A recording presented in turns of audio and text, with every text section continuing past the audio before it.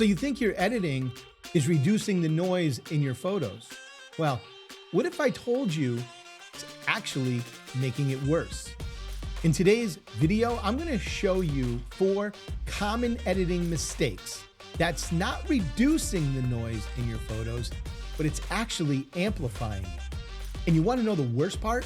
You probably don't even realize that you're guilty of doing at least one of these things. Hey, look, we talk about ISO and noise all the time on this channel, right? There's a lot of myths out there about ISO. There's a lot of misinformation. If you do a simple YouTube search on ISO, I guarantee you're going to find a ton of videos telling you that raising your ISO, using high ISO values, is going to cause more noise in your images, and it's wrong. And I can prove it and have proven it in previous videos. Yes, this was true back in the days of film cameras. This was true back in the day of DSLR cameras. You know, if you go back, if you have a camera that's older than 10 or 11 years old, then yes, raising your ISO is going to produce more noise. That's just how cameras handled it. But it's different now. It's different with modern day cameras. And it's not ISO that's causing the noise, it's lack of light. That is the culprit. So what controls the light that comes into our camera, right? It's our shutter speed and our aperture. And depending on what we use for those settings, it's going to determine how noisy our images are. And we have to really shift our mindset to how it works with modern day cameras. Otherwise, we're going to constantly struggle as photographers. It's going to be really hard to go out and create images that are the best quality possible. And this is the challenge of wildlife photography, right? We understand that. We might be out there with beautiful light, early morning, early evening, but guess what? We don't have a lot of it. So getting light into our camera sensor becomes a challenge, especially if we're photographing anything moving where we need to use those faster shutter speeds. We're just going to starve our camera for light and we're going to get noisy images. Well, that's just the way it goes sometimes with wildlife photography. That's what makes it challenging. But don't panic over the noise, right? I know we're programmed to believe we got to get every last speck of noise out of our photos, but we don't. A little bit of noise in our photos is going to be okay. I promise you, it's not going to kill your image quality. You're still going to have beautiful looking photographs. Everything will be all right. We always want to try to reduce it as much as possible to get the cleanest images possible. That's fine. But it doesn't have to be this mission to remove every last speck of it. But there could be a lot of things that are taking place in the editing process, and you might think that you're doing good things for your image. You might think that you're doing the right things, but in fact, you might actually be creating the opposite effect, right? You might be increasing the noise or removing detail from your subject. But again, it's not intentional. Your intentions are great, just trying to get the best quality image possible. So we're going to take a look at those things today, and I want to jump into DxO Photolab 8. That is my editing software of choice. Doesn't matter though, whether we're using DxO Photolab 8 or any other raw photo editor. The concepts and everything that we discuss in today's video is going to be exactly the same regardless of what you're using. But let's jump in and get this video going and talk about these things. Okay, welcome in to this tricolored heron that we have. I got a picture of this tricolored heron. This picture was taken actually last summer, and it was very early morning, and he was in the lagoon that's not far from where I live. And as you can see, the sun was just coming up. There's just a slight bit of light that was filtering through the trees and just giving him a little kiss here on his backside. So that was all that we had for light. So very dark, very challenging situation for wildlife. My shooting settings here, right? 1/800 of a second for my shutter speed. I had an aperture of f6.3 and I had an ISO of 12,800. Now let me explain this a little bit as to why I have those settings, right? I'm using my Sony 200-600 lens. I'm at 600 millimeters, which means at that focal length, my fastest aperture is f6.3, which is what it's set to. Nothing I can do there. That's locked in. Now, the next thing I have is a shutter speed of 1/800. Well, if I was photographing this bird and the bird was just sitting there in a static pose, I could have reduced my shutter speed because I was also using a monopod with a gimbal head. So because I had a supportive device, I didn't have to worry about camera shake and using slower shutter speed. So I could have went down to 1/500, maybe even 1/250 to let a lot more light into the camera, right? And I would have gotten a much cleaner image. But that wasn't possible because this bird, as we can see, was in the process of having a little morning snack and he was moving. So I needed a shutter speed that was going to freeze that motion. And this is really probably the slowest shutter speed I could have went with based on the action that was going on that morning. But that's going to create some more noise in our images, and that's what we got. I had an ISO of 12,800. Now, for those of you still in the mindset of, oh my God, high ISOs are going to cause noise, that is not it. That just made the photo a little bit brighter for me so that I could use that faster shutter speed, that 1/800. Otherwise, I would have had to resort to that 1/500 or 1/250, and these photos would have been blurry because of motion blur. Now we can see by the histogram over here in the upper left-hand corner, I'm not all the way over on the left-hand side of the histogram. There's some space between the histogram itself and the left-hand wall, right? That's what we want, because if it was touching that left-hand wall, that would be telling us that our shadows are clipped and that we would be losing detail in the darkest parts of our image. We didn't do that, but we have a dark image. Now, keep in mind, that was partly planned on my part, right? It was a dark, moody scene to begin with. I'm not going to try to fight the situation and try to make something light and airy, right? Just not going to work in this situation because I would have had blurry photos. I'm taking what I was given, and so I took photos with dark and moody in mind. But again, it creates noise. So let's look at that noise. If I zoom in here, we can see there's a ton of noise right here. The last thing that we want to do when we get into the editing side of things is do anything that's going to make this noise worse. So the first thing that I want to talk about when we talk about making your noise work is cropping, right? This is something that is often overlooked, and I wouldn't be surprised if this is the one that most people are guilty of doing.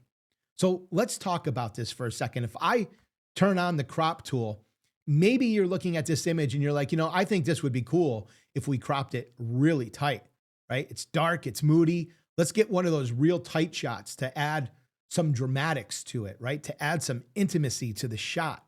That would be fun. And so we do something like that. Now, let's compare it to one of those that just has a minimal crop. So we're going to set this one as our reference image, and then we're going to click on the one to the right of it so that we can see what happens. Now, I always like to preface these demonstrations as letting you know that you're probably not going to see the same thing I'm seeing, right? As this video gets uploaded on YouTube, there is some compression that goes on, and it tends to mask some of the effects that are taking place on the screen. So just keep that in the back of your mind. But it should be pretty easy to see that the cropped image on the left has now zoomed in our subject, and it's making that noise in the image more visible. Whereas the image on the right, yeah, there's still noise there, but it's not nearly as visible because we haven't really zoomed in and amplified it at all, right? So it makes a big difference. So cropping is the first thing that you really want to be aware of when you're in these situations where you know you're going to get noisy images. If you're out there and you're in dark scenes and you know that you're using a fast shutter speed and you know that you're using apertures that are going to give you a deep depth of field, you know you're going to have some noise in your images. It's really imperative that when you're capturing those photos, that you try to capture them in a composition as close to the final composition you want. Reason being is that we want to try to minimize how much cropping we're going to do later on. Now, again, this is part of the challenge of wildlife photography. We can't always do that. Our subject may be a little further away than we would really like. And so we're going to have to crop a little bit to bring them in a little bit closer. Or there just may be something going on. They may have been moving, and sometimes trying to track an animal and put them in the perfect composition is extremely difficult, if not impossible. So there's a lot of obstacles that we're going to be facing, but that is our goal, right? Try to get the composition that you want when you're capturing the image. If you can't, or you do, whatever the case may be, when we get into the editing, we need to understand, all right, I've got to be a little cautious here with how much I crop, because I know the more I crop, the more I'm going to amplify that noise. Number two, let's take a look at sharpening. We all love to sharpen, right? As photographers, we're obsessed with sharpening. We just want to go ahead and make that image, as sharp as possible. So what I want to show you here, though, is what can happen with sharpening and the effects that sharpening has on noise. The more we sharpen, the more noise we're going to bring and the less detail we're going to get out of our images. And I know that might sound a little bit kind of counterproductive or counterintuitive, but it's what happens. The more that noise gets increased, the more we're sacrificing the detail of our image. Let's see how much noise increases with just even slight increases here in our sharpening levels, right? So if we are looking to change the sharpening now, DxO recommends the unsharp mask tool that these settings fall somewhere between 100 and 200, right? Let's just, for demonstration purposes, let's start off by going up really high. So this is what we're looking at with a sharpening value, a sharpening intensity of 100. Well, let's increase the sharpening right now. And let's take this all the way up to around 500, right? Look at the difference in that. I'm going to hit Command Z to undo it so you can see the before. Look at that, right? And then again, back up to that 500 range and look at how much noise goes in. And you can see an instant loss of detail in our subject. So let's undo that again. And there, more detail comes back into our subject. But let's just say we keep it at 200, right? Where DxO says that should really be about the max that you do. So if I bring this up to 200, there we go. More noise yet again. If I hit Control Z to go back to the beginning, that's what it looks like. And again, I'll bring it up to 200. And that's what we're looking at again. So even within the acceptable range of sharpening inside of DxO, small adjustments make big differences, right? So we really have to think about sharpening as a less is more type of tool when we have noisy images, because if we raise those sharpening tools, we're going to destroy our images, plain and simple. Let's look at number 3. This tool is very similar to the sharpening, but you're probably going to know this as the clarity slider, right? Well, inside of DxO, this is referred to as the Clear View Plus slider. Both of them work on the same principle, right? These are great tools to use when we are out in the field and we're photographing our subjects and we have some atmospheric conditions, whether that be fog or heat haze or a little bit of misty weather. We know that when we're out there photographing wildlife in those conditions, it's going to tend to degrade our images a little bit. It's going to tend to make them a little bit softer. And the more distance we add between our camera and our subject in those conditions, the worse we're going to see those effects. Well, Clarity and Clearview Plus are designed to help combat some of those effects. So it can help bring a little bit more sharpness to our images, but let's not overlook the fact that if we're dealing with noisy images, the minute we raise them, it's going to work a lot like sharpening. We are going to add more noise. So let me bring down the Clearview Plus here, right down to 0. That's where we're starting with our image. And I'm going to turn off the sharpening tool so that we don't have any of that going on. So this is where our image would be with nothing applied. So let's start raising the Clearview Plus, the clarity slider. And I'm going to go way up here so we can see it. Same thing though, right? I'm going to hit Command Z to undo it. And you can see less noise, right? Back up, I'll go halfway. Still added more noise, considerably more noise. If I undo it, that's what it looks like. So again, don't get heavy-handed with the clarity slider. We need to continue with this thought process of less is more when it comes to using any kind of tool that is going to bring a sharpening value. The last one that we need to look at is noise reduction itself. Here's what's going to happen, right? We're going to hit the Deep Prime 3 noise reduction. This is DxO's most recent noise reduction model. And there, we have a beautiful image, right? It has removed the noise. I will turn it off quickly so we can see the original. I will turn it back on. It'll do a quick thinking and boom, it's gone. All right, great. So we have this. But here's the mistake that many people will make. Wherever your noise reduction is applied in your workflow, maybe it's before you do sharpening, maybe it's after you do sharpening, doesn't really matter. If you do it before, you might think, okay, we have a nice clean image, therefore I can go ahead and I have some freedom now to jack up that sharpening or to jack up that clarity. And when you do that, you're just going to add noise back into the image, and you're going to basically, do the opposite of what you're looking to do. If you do your sharpening, if you do all of those things first, and then you're going to add your noise reduction, you're not going to get as good of a result because you're going to be adding in so much extra noise from the sharpening and the clarity sliders. So either way, it's kind of a losing battle, right? And this is what we need to understand with noisy images. There's really no way around it. We just kind of have to deal with what we got. But what we want to avoid is a situation where we add noise back in by sharpening somehow or using the clarity slider and then think, well, that's okay, but I'm just going to add my noise reduction and I'm just going to jack that up a little bit. So I'm going to come over to my luminance slider, which controls the amount of noise reduction I'm applying. And I'm just going to ramp this right up. And what we're going to have happen here, and DxO, I have to say, DxO is probably not one of the best programs to actually show you the effects of this, because DxO does such a good job of, having your noise reduction in an acceptable amount and having your noise reduction in an extreme amount. There's not a huge discrepancy between the two like there are in many other programs. So you'll get the point though to what I'm doing here. What I'm looking at are these feathers, right? This hair type of feather that's going on, right? If we bring it down to a normal level of sharpening, we're going to get more detail out of that fur. But as we jack it up and go to the right and we start to add more smoothness to the pixels, well, it's going to take that and it's going to start to make it look like an oil painting. And depending on what software you're using, it might get so smooth and so soft that you almost lose all the detail of that hair and those feathers altogether. So you got to be really careful, and it's all going to be dependent, again, on what software you're using. But this is the effect that's going to be created when we jack up noise reduction. And that's why we don't want to do that.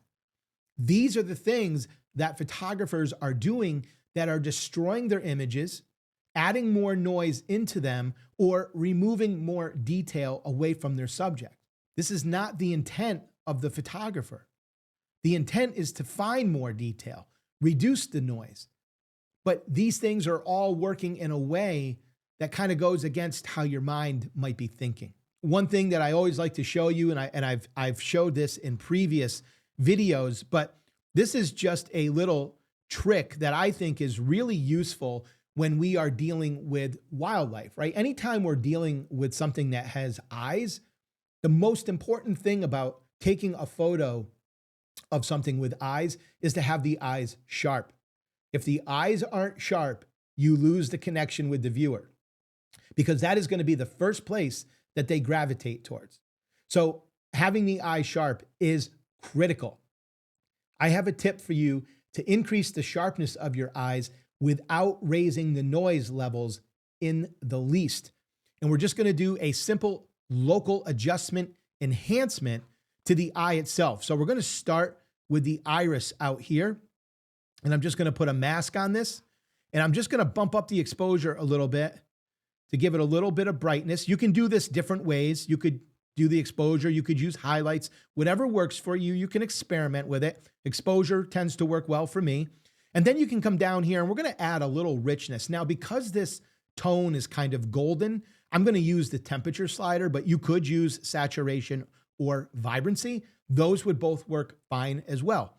So I'm just going to bump up towards the yellow, and you can see, right? I'm keeping that copperish brash or brass type of look going there, right? And so I just think it looks rich and it looks good, and it gives it a little bit of brightness.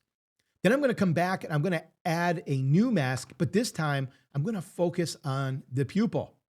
And I'm just going to, actually, let me undo that and let me zoom in a little more because I want you to see this. The reason I'm doing this, see how the edges of the pupil are kind of soft, right? There's not a real defined edge there. We can make it a little bit more defined, and that's going to give it a little bit more sharpness. So I'm just going to put my mask, not even to the full edge, not even to the full outer edge. Just going to put this on here, and then I'm just going to use exposure to darken this down and bring a little more definition to the edge as that darkness spreads out. You see that happening? But then we have to do one more very important step. We have to zoom back out and take a look at our adjustment. Because what can happen here is you can zoom back out and go, oh yeah, I made that iris way too bright. So if you do, go back to that mask, click on it, and just bring down the brightness a little bit. Maybe you think the pupil is a little too dark. If it gets a little bit too dark, it'll start to look fake and it will be glaringly obvious to you. If you feel like, even if you're on the fence, that looks a little too dark, click on the mask and add a little brightness back into it. Don't go so dark. Make it look natural, right? Like this.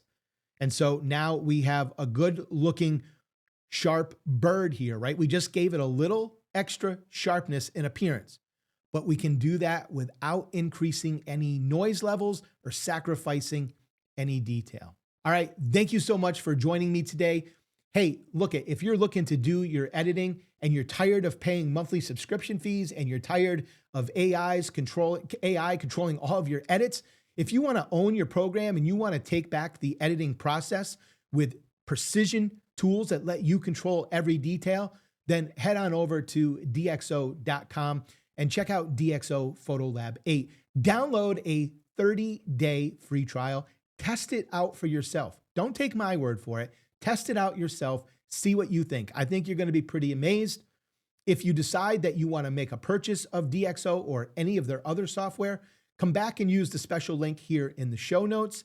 And don't forget to use my discount code at the time of checkout. Just enter Magnolia into the discount box, and that's going to save you 15% on any of your purchases. If you're new to DxO, or if you want to elevate the skills inside of DxO because you've been using it for a while, head on over to magnoliaphotographysc.com/store and check out my DxO Photolab 8 Masterclass. Thank you so much for joining me today, guys. And hey, before you leave, you might want to check this video out next.